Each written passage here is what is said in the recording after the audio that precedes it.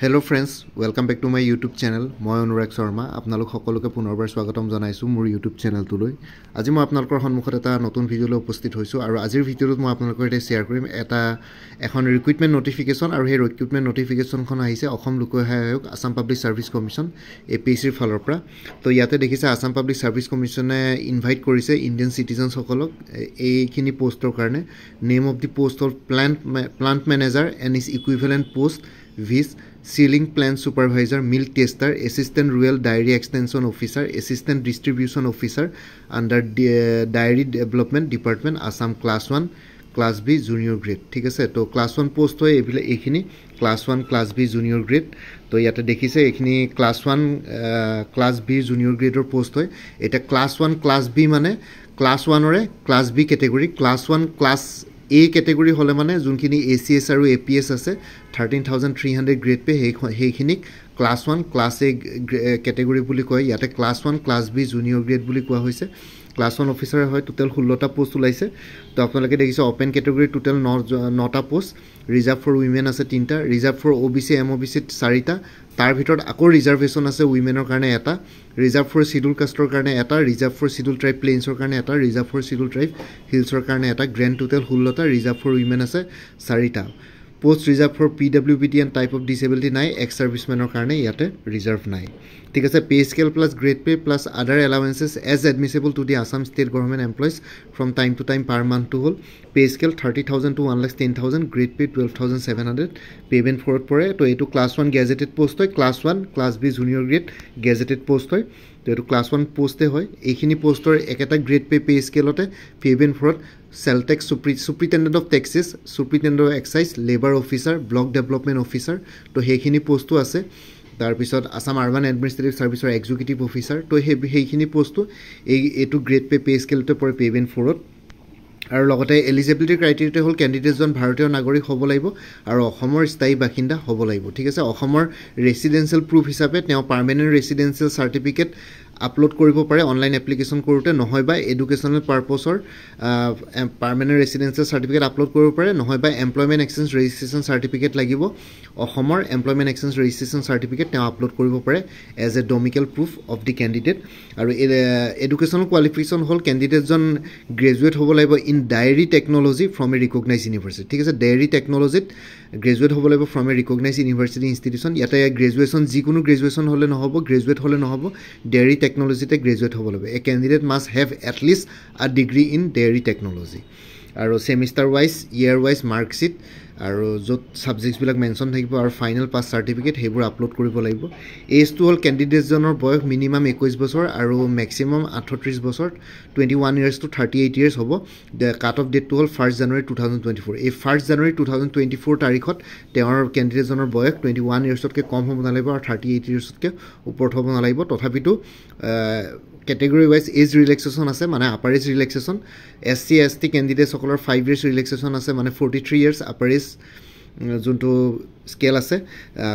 OBC MOBC কাৰণে 3 years relaxation আছে up to 41 years। Persons with benchmark disability 10 years relaxation আছে irrespective of SC ST OBC and UR category. আৰু কেণ্ডিডেটজনৰ বয়সৰ যোনটো প্ৰুফ আছে, এজ প্ৰুফ হিচাপে Class 10 বা Class 12ৰ examination, admit card, pass certificate, marksheet খিনি কনচিডাৰ কৰা হ'ব এজ এ এজ প্ৰুফ। তাতে ডেট অফ বাৰ্থ খালি মানে তাতে থাকিব লাগিব, মেনশ্যন থাকিব লাগিব। যোনখন চাৰ্টিফিকেট এইকেইখনৰ ভিতৰত যোনখন চাৰ্টিফিকেটত আপোনাৰ ডেট অফ বাৰ্থ মেনশ্যন আছে সেইখন আপলোড কৰিব পাৰে। আৰু বেলেগ অন্য ডকুমেণ্ট এজ প্ৰুফ হিচাপে ইয়াতে একচেপ্ট নকৰে বুলি কৈছে। পাৰ্চনছ উইথ বেঞ্চমাৰ্ক ডিছেবিলিটিৰ ক্ষেত্ৰতো তেওঁলোকে বেঞ্চমাৰ্ক ডিছেবিলিটিৰ নেচেচাৰী চাৰ্টিফিকেট প্ৰডিউচ কৰিব লাগিব। গভৰ্ণমেণ্ট এমপ্লয়িজসকলে ন' অবজেকশ্যন চাৰ্টিফিকেট আপলোড কৰিব লাগিব যেতিয়া অনলাইন এপ্লাই কৰিব। ঠিক আছে, আৰু স্মল ফেমিলি নৰ্মছ চাৰ্টিফিকেট এখনো লাগিব, য'ত কি দুটাতকৈ বেছি সন্তান থকা ব্যক্তিয়ে এপ্লাই কৰিব নোৱাৰে গভৰ্ণমেণ্ট জবৰ ক্ষেত্ৰত। তো small family norms declaration form এইখন আপলোড কৰিব লাগিব। সেই ফৰ্মখন APSCৰ অফিচিয়েল ৱেবছাইট apsc.nic.in আপোনালোকে পাই যাব। তাতে ফৰ্মছ বুলি এটা ছেকশ্যন আছে, তাতে গৈ পেলাই চাব ফৰ্ম A বুলি আছে। তো সেইখন ডাউনলোড কৰি আপোনালোকে প্ৰিণ্ট আউট কৰি বস্তুখিনি ভৰাই পেলাই আপলোড কৰিব লাগিব।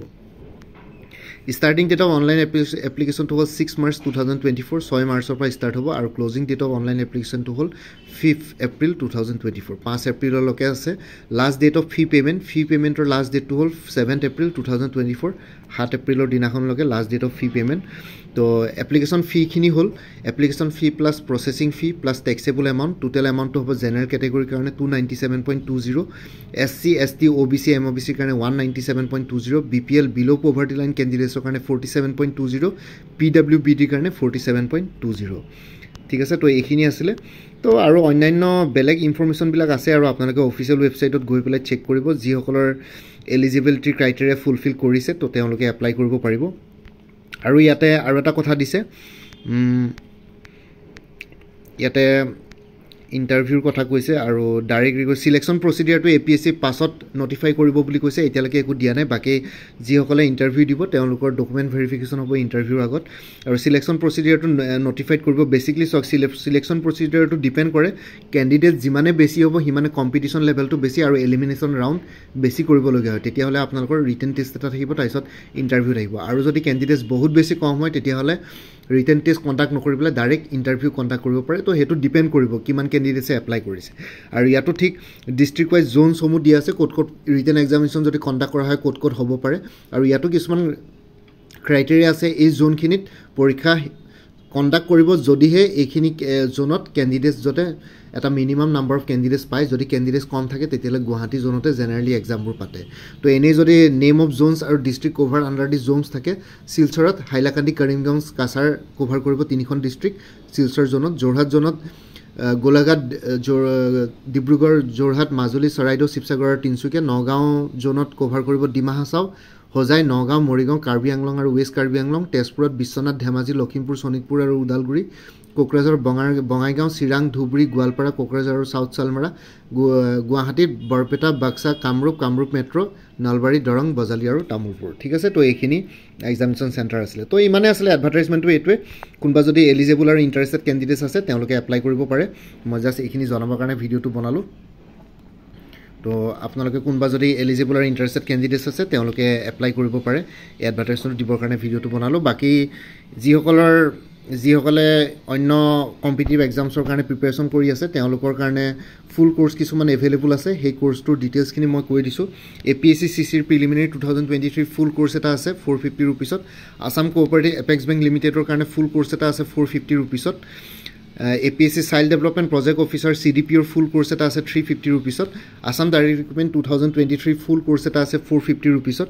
উমেন এণ্ড চাইল্ড ডেভেলপমেন্টৰ ষ্টেটিষ্টিকেল এছিষ্টেণ্টৰ ফুল কোৰ্স এটা আছে 400 रुपीसত। আসাম পুলিচৰ ফুল কোৰ্স এটা আছে 450 रुपीसত। কোনবা যদি ইন্টাৰেষ্টেড ক্যান্ডিডেটস আছে তেতিয়ালে মোৰ এই WhatsApp নাম্বাৰটো 9706557851 এই WhatsApp নাম্বাৰটোত মেছেজ কৰি জনাওক কোনটো কোৰ্সৰ প্ৰতি আপোনালোকে ইন্টাৰেষ্টেড। সেই কোৰ্সটোৰ কাৰণে পেমেন্টৰ লিংকটো মই ভিডিও মই আপোনালোকক WhatsAppত শেয়াৰ কৰি দিম। আপোনালোকে এবাৰ মোক জনালে হ'ল কোনটো কোৰ্স ল'ব বিচাৰে আৰু লগতে কোৰ্সৰ যদি বিচাৰে কন্টেন্টস বিলাক কি সেই কন্টেন্টস কিনো মই শেয়াৰ কৰিম WhatsAppত। আৰু তাৰ পিছত আপোনালোকে পেমেন্ট কৰাৰ লগে লগে গোটেইখিনি ষ্টাডি মেটেৰিয়েলছ আপোনালোকে WhatsAppতে PDF ভাৰ্জনত পাই যাব। তো এই যোনটো WhatsApp নাম্বাৰ দিয়া আছে 9706557851 এই WhatsApp নাম্বাৰটো মেছেজ কৰি জনাওক কোনবা যদি ইন্টাৰেষ্টেড ক্যান্ডিডেটস আছে। লগতে এই যোনটো WhatsApp নাম্বাৰ দিয়া আছে হেতুত অনুগ্ৰহ কৰি কল নকৰিব। এই WhatsApp নাম্বাৰটো অকল মেছেজৰ কাৰণে এভেইলেবল, কলৰ কাৰণে এভেইলেবল নহয়। বাকি এই ভিডিওটোৰ ডেসক্ৰিপশন আৰু কমেন্ট সেকশন চেক কৰিব। তাতে এই কোৰ্সখিনিৰ ডিটেইলছটো শেয়াৰ কৰিম এই ভিডিও ডেসক্ৰিপশন আৰু কমেন্ট সেকশনত। তো ইমানে আছিল এইখিনি জনাবৰ কাৰণে ভিডিওটো বনালো। বাকি মোৰ ভিডিওছবোৰ চাই যদি ভাল পায় মোৰ চেনেলটো সাবস্ক্ৰাইব কৰি ল'ব আৰু লগতে আপোনালোকৰ যিমানখিনি ফ্যামিলি ফ্ৰেন্ডছ ৰিলেটিভছ আৰু চিনাকি এক্সপেৰিয়েন্স আছে তেওঁলোকৰ লগত মোৰ চেনেলটো শেয়াৰ কৰিব। লগতে কমেন্ট সেকশনত জনাব কিবা যদি কোৱেশ্চন থাকে ডাউট থাকে মই নিশ্চয় আপোনালোকৰ কোৱেশ্চনছ আৰু ডাউটছবিলাকৰ ৰিপ্লাই দিবলৈ চেষ্টা কৰিম। বাকি এই ভিডিওটোৰ ডেসক্ৰিপশনত আৰু এটা চেনেলৰ লিংক দিয়া আছে অনুৰাগ শৰ্মা অসম আইকিউ বুলি। সেই চেনেলটো মোৰে হয়। তো সেই চেনেলটো আপোনালোকে সাবস্ক্ৰাইব কৰি ল'ব পাৰিব কাৰণ হেতু চেনেলটো মই বহুতখিনি কম্পিটিটিভ এক্সামৰ ওপৰত কভাৰ কৰোঁ। সো ভৱিষ্যতে এনেকুৱা কম্পিটিটিভ এক্সামছবিলাক দিয়াৰ ক্ষেত্ৰত আৰু অলপ এক্সট্ৰা গাইডেন্স পাই যায়। বাকি আজিৰ ভিডিওটো ইমানতে সমাপ্ত কৰি আপোনালোক সকলোৰ পৰা বিদায় ল'লোঁ। কাইলৈ পুনৰ এটা নতুন ভিডিঅ' লৈ আপোনালোকৰ সন্মুখত উপস্থিত হ'ম। তেতিয়ালৈকে ভালকৈ প্ৰিপাৰেচন কৰি থাকক। সকলোৱে অল দি বেষ্ট থাকিলে। Bye and take care friends. Bharat Mata কি জয়, জয় আই অসম।